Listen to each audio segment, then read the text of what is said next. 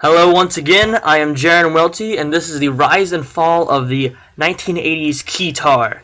And the official inventor of the Keytar is really unknown, but Moog Music released the first commercial and official Keytar in January of 1980.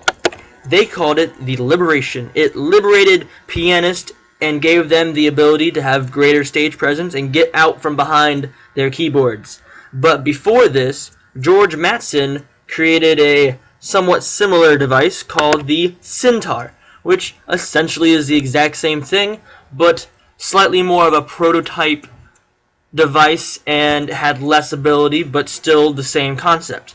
And in January of 1979, Mattson took the prototype to a convention in Atlanta where he tried to get supporters for his device.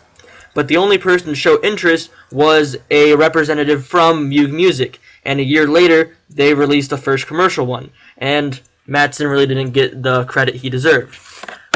Either way, this creation of the Keytar gave a face to that synth pop sound of the 80s. And some of the very first artists to use this Keytar was Devo and Gary Newman of the early 80s, and then around 1983 some solo artists came about.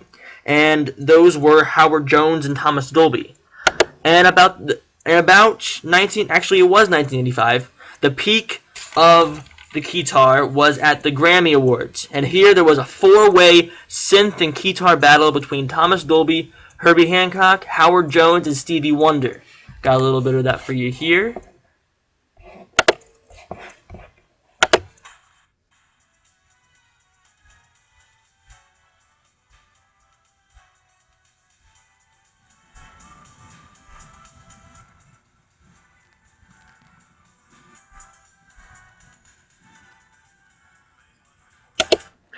Alright, you can check more of that out on my Tiki-Taki, but as for now, we keep moving on.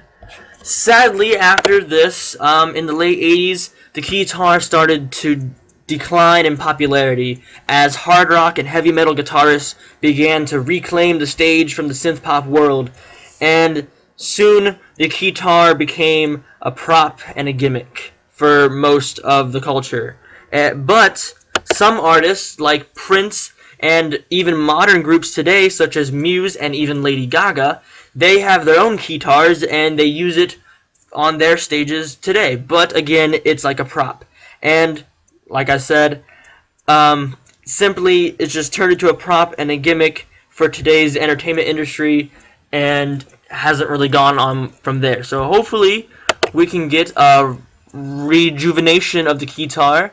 And here's my bibliography, and let's get the Keytar back on the market, guys. Thank you very much.